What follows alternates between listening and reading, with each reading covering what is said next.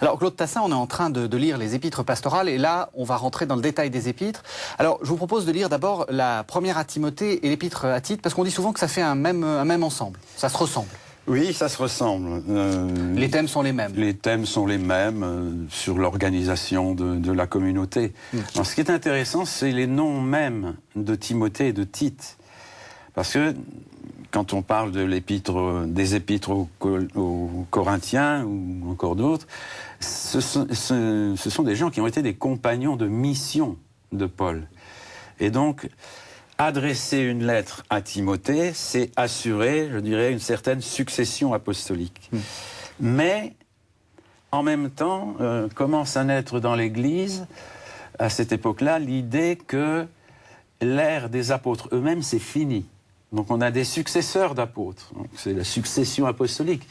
Mais Timothée et Tite ne sont pas eux-mêmes apôtres. Ils ont été des élèves de Paul, des compagnons de Paul. Et donc maintenant, la deuxième phase de l'Église, grâce à ces lettres-là, c'est d'organiser les communautés. Alors, on parle, c'est tout à fait ça, puisqu'il explique comment on doit choisir les ministres de l'Église. C'est un des grands problèmes. Comment est-ce qu'on choisit ses prêtres? Ah. Là, donc, c'est assez intéressant parce qu'il y a des critères personnels. Je prends l'épiscope. Aujourd'hui, l'épiscope, c'est l'équivalent d'un évêque. Oui, ou au moins le président des presbytes, mais on ne sait pas trop si l'épiscope était seul ou si c'est un ministère temporaire, enfin, etc. Mais quand on le choisit, il doit être ni buveur, ni batailleur, mais bienveillant, ennemi des chicanes, détaché de l'argent. Bon, c'est des choses intéressantes, parce que ce qu'on requiert de la part des candidats, c'est d'abord des qualités humaines, et des qualités humaines de sagesse. Et ensuite, évidemment, ils doivent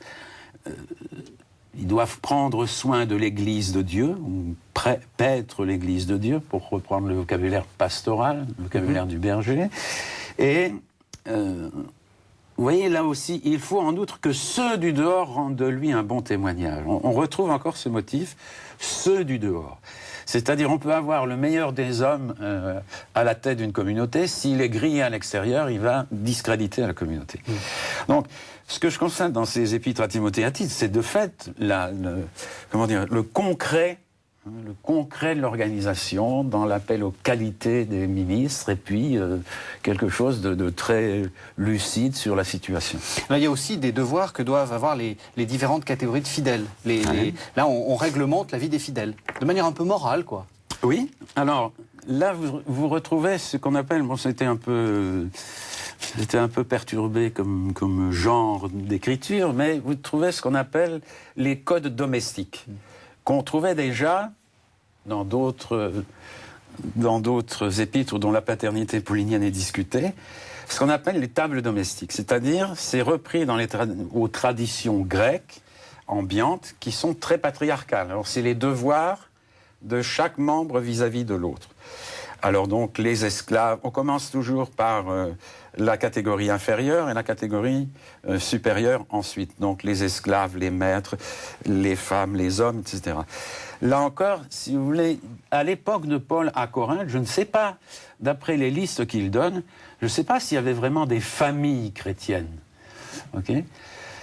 C'était plutôt des individus de certaines familles, où on voit dans les échos, dans l'Évangile aussi, un père se dressera contre son fils à cause de la foi. C'est ce climat-là. Tandis que maintenant, autour des épîtres pastorales, c'est des familles chrétiennes.